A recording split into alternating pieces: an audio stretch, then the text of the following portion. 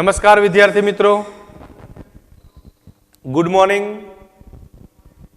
જય સ્વામિનારાયણ. આજે એસપીસીસી ની અંદર વિભાગ બીજામાં પાઠ છઠ્ઠો કે જેનું નામ છે કંપનીની સભાઓ. તો એક પ્રશ્ન સૌથી પહેલા તમને એ થવો જોઈએ કે સભા એટલે શું? સભા એટલે શું? અહીંયા આપણે કંપનીની સભા વિષય ઉપર ચર્ચા કરવાની છે. પણ સૌથી પહેલા આપણને એ ખબર હોવી જોઈએ કે સભા એટલે શું. આ પાઠની અંદર એક વૈદિક સભા અને અવૈદિક સભા વિશે આપણે થોડો અભ્યાસ કરવાનો છે. તો એ અભ્યાસની ચર્ચા કરતા પહેલા સભા એટલે શું તેના વિષય ઉપરની ચર્ચા આપણે કરી, પાઠની સમજૂતી આપી, પ્રસ્તાવનાથી પાઠની શરૂઆત આપણે કરીશું. તો સૌથી પહેલા જોઈએ સભા એટલે શું. તો કે નિશ્ચિત ધ્યેયને પાર પાડવા માટે, ધ્યાન આપજો, નિશ્ચિત ધ્યેયને પાર પાડવા માટે એક કરતા વધુ વ્યક્તિઓ સાથે મળી કોઈ ચોક્કસ વિષય ઉપર ચર્ચા વિચારણા કરી યોગ્ય પ્રકારનો નિર્ણય લે છે. આ નિર્ણય લેવાની પ્રક્રિયા સામાન્ય રીતે એક કરતા વધુ વ્યક્તિ વચ્ચે થાય તેને સભા તરીકે ઓળખવામાં આવે છે. જે સભામાં નિશ્ચિત સમય, તારીખ, વાર, સભાની અંદર જે વિષય, જે ચર્ચા વિચારણા કરવાની છે તેનો એજન્ડા, અનુક્રમણિકા આપેલી હોય તેવી સભાને વૈદિક સભા તરીકે ઓળખવામાં આવે છે. જે સભા નીતિ, નિયમ અને કાયદા અનુસાર ભરવામાં આવે તેવી પ્રત્યેક સભાને સામાન્ય ભાષામાં વૈદિક સભા કહેવામાં આવે છે. જ્યારે અવૈદિક સભા, જેમાં નીતિ, નિયમ, કોઈ પણ પ્રકારની એવી કામગીરીનું આયોજન હોય નહીં, ગમે તે જગ્યા ઉપર ગમે તે વ્યક્તિ વચ્ચે ગમે તે વિષય ઉપરની ચર્ચા વિચારણા કરવામાં આવે તેને અવૈદિક સભા કહેવામાં આવે છે.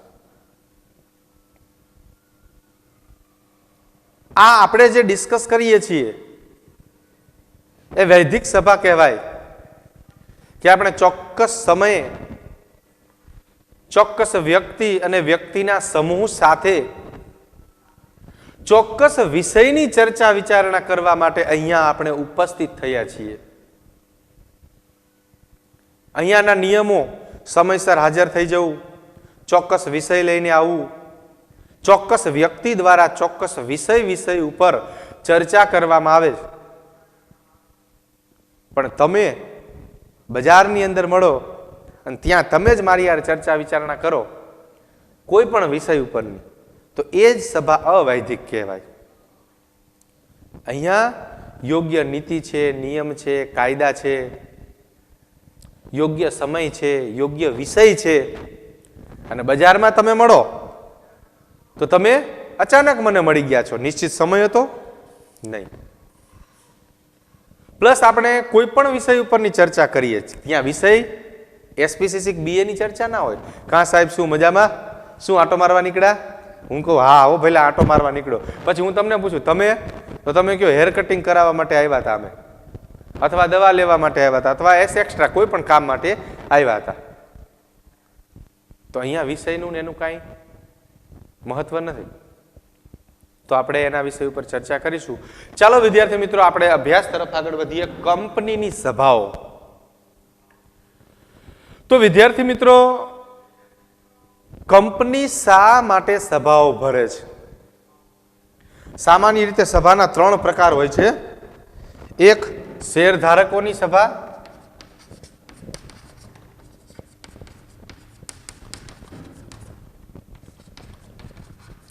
ધ્યાન આપજો, એક શેરધારકોની સભા, બીજું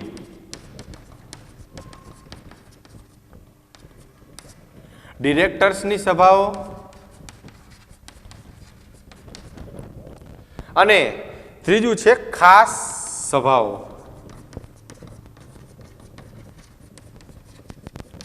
આના જુદા જુદા પ્રકારો પડે છે, જેના વિષય ઉપર આપણે અભ્યાસ તરફ જેમ જેમ આગળ વધીશું તેમ તેમ આપણે અભ્યાસ છે કરતા જઈશું. એસપીસીસી ની અંદર વિભાગ બીજામાં 6થો પાઠ કંપનીની સભા. તો કંપની નિશ્ચિત ધ્યેયને સિદ્ધ કરવા માટે કંપનીના સંચાલકો સભા ભરે છે. કંપનીના સંચાલકો અને શેરધારકો સભા ભરે છે અને કોઈ ચોક્કસ પ્રકારના ખાસ કાર્યને પાર પાડવા માટે સભા ભરવામાં આવે છે.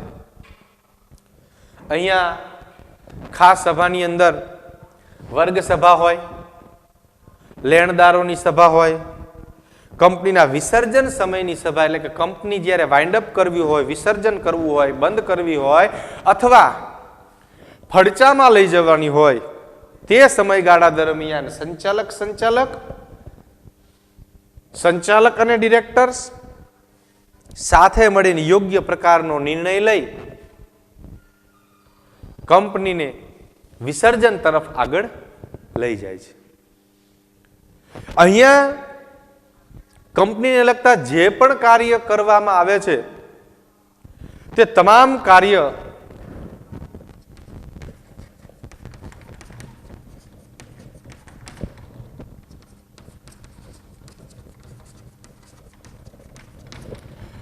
આવેદનપત્ર અને નિયમન પત્રની જોગવાઈઓ પ્લસ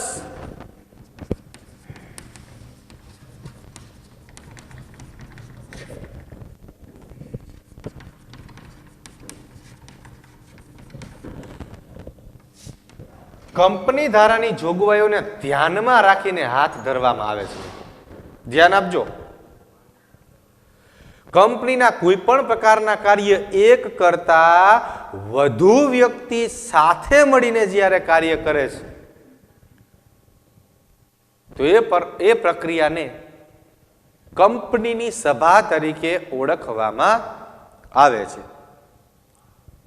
કંપનીની સભાની અંદર કંપનીને વિકાસ લગતા કાર્ય, ઉત્પાદન, વહેંચાણ, પરિવર્તન, યંત્ર સાધન સામગ્રી, ટેકનોલોજી, આ બધી જ બાબતોમાં પરિવર્તન, શેરધારકોના હિતનું રક્ષણ, ડિબેન્ચર ધારકના હિતનું રક્ષણ, શેર બહાર પાડવા, ડિબેન્ચર બહાર પાડવા, શેર ઉપર ડિવિડન્ડ જાહેર કરવું, ડિબેન્ચર ઉપર વ્યાજની ચૂકવણી કરવી, કોઈ સામાન્ય ઠરાવ પસાર કરવા, ખાસ ઠરાવ પસાર કરવા, પ્રથમ વાર્ષિક સામાન્ય સભા ભરવી, વાર્ષિક સામાન્ય સભા ભરવી, અસાધારણ સામાન્ય સભા ભરવી, સંચાલક મંડળની સભા ભરવી તેમજ સમિતિની સભા ભરવી જેવી અનેક પ્રકારની ક્રિયા પ્રક્રિયાઓને એક કરતા વધુ વ્યક્તિઓ વચ્ચે જે ચર્ચા વિચારણા થાય તેવી પ્રત્યેક બાબતને સભા તરીકે આપણે ઓળખીએ છીએ. તો વિદ્યાર્થી મિત્રો, સભા એટલે કોઈ ચોક્કસ વિષય ઉપર એક કરતા વધુ વ્યક્તિ સાથે મળે તેને સભા તરીકે ઓળખવામાં આવે છે. અહીંયા આપણે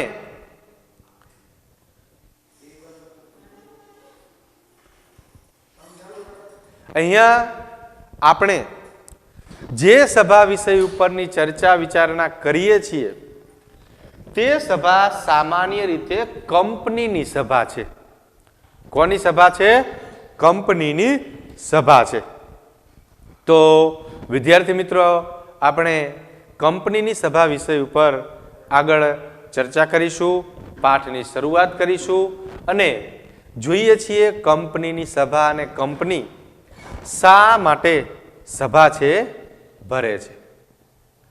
તો જોઈએ મિત્રો કંપનીની સભાઓ. તો સૌથી પહેલા આપણે જોઈએ કે કંપની એક કાયદા દ્વારા અસ્તિત્વ ધરાવતી કૃત્રિમ વ્યક્તિ છે. કાયદા દ્વારા કૃત્રિમ અસ્તિત્વ ધરાવતી વ્યક્તિ છે. કંપનીનું સંચાલન અને વહીવટ લોકશાહી રીતે કરવામાં આવે છે. ધ્યાન આપજો, કંપનીનું સંચાલન એ લોકશાહી ઢબે કરવામાં આવે છે, જેમાં સામાન્યતઃ શેરધારકો, ડિબેન્ચર ધારકો, બોન્ડ ધારકો, સંચાલક મંડળ તેમજ માલિકો અને કંપની સાથે જોડાયેલ પ્રત્યેક વ્યક્તિ અને એ વ્યક્તિના હિતને ધ્યાનમાં રાખીને સમૂહમાં જે નિર્ણય લે છે તે નિર્ણય લેવાની પ્રક્રિયાને સામાન્ય ભાષામાં સભા તરીકે ઓળખવામાં આવે છે. કંપનીનું સંચાલન અને વહીવટ લોકશાહી રીતે ચાલે છે.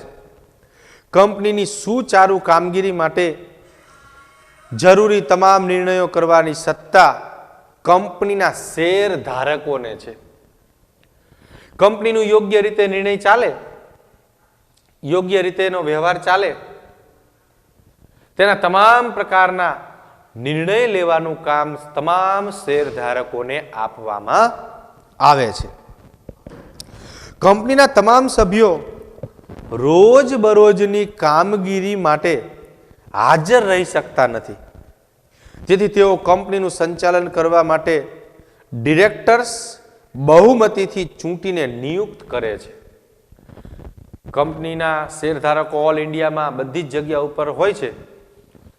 જે જગ્યા ઉપર મૂળ કંપની હોય એ કંપનીનું રોજબરોજનું કાર્ય સંભાળવા માટે શેરધારક દ્વારા ડિરેક્ટર્સને બહુમતી દ્વારા ચૂંટી કાઢે છે અને એ જ ડિરેક્ટર એટલે સંચાલક, અને એક કરતા વધુ ડિરેક્ટર્સની નિમણૂક કરે તેને કહેવામાં આવે છે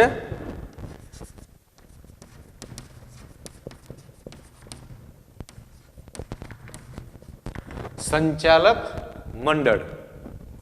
આ સંચાલક મંડળ જે છે એ કંપનીનો સંપૂર્ણ વહીવટ કરે છે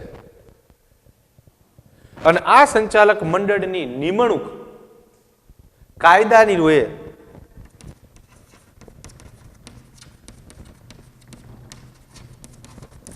શેરધારક દ્વારા ચૂંટી કાઢી અને સંચાલક મંડળના સંચાલકની નિમણૂક કરવામાં આવે છે.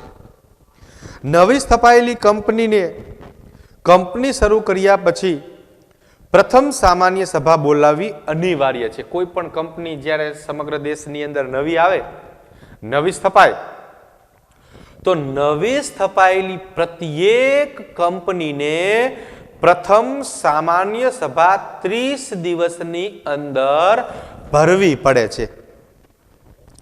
જો કંપનીએ ડિબેન્ચર બહાર પાડ્યા હોય તો તેમના હિતોના રક્ષણ માટે ડિબેન્ચર ધારકોની પણ સભા બોલાવવી પડે છે. જેમ શેર ધારકોની સભા બોલાવે એમ કંપનીએ જ્યારે વિશાળ પાયા ઉપર મૂડી એકત્રિત કરવા માટે ડિબેન્ચર બહાર પાડ્યા હોય તો ડિબેન્ચર હોલ્ડર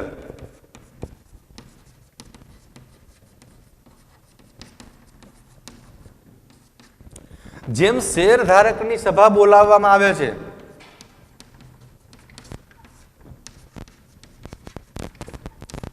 એમ ડિબેન્ચર જો બહાર પાડ્યા હોય તો ડિબેન્ચર હોલ્ડરની પણ કાયદાની રૂએ સભા ભરવામાં આવે છે. ત્યાર પછી કંપની વિસર્જન સમયે પણ જરૂરી સભાઓ બોલાવી ચર્ચા વિચારણાઓ કરી આખરી નિર્ણય કરવા પડે છે. કંપનીને જ્યારે વાઇન્ડ અપ કરવી હોય, દેવામાં હોય, ફડચામાં જાય એટલે કે વિસર્જન.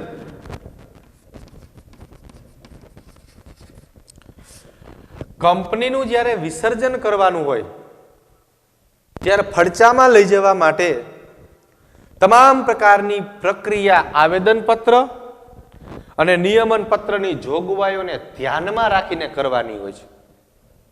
અને વિસર્જન સમયે પણ જુદા જુદા પ્રકારની સભાઓ સમયાંતરે બોલાવવી પડતી હોય છે.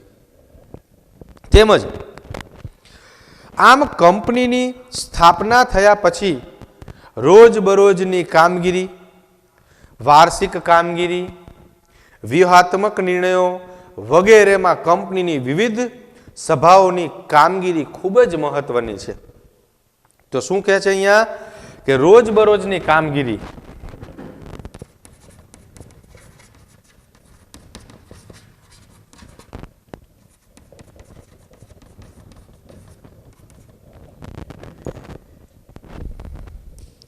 ત્યાર પછી વાર્ષિક કામગીરી,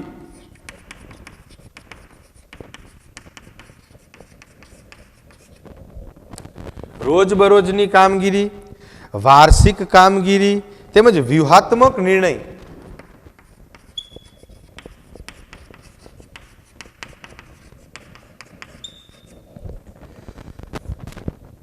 વગેરે પ્રકારની કામગીરી માટે સભા બોલાવવામાં આવે છે.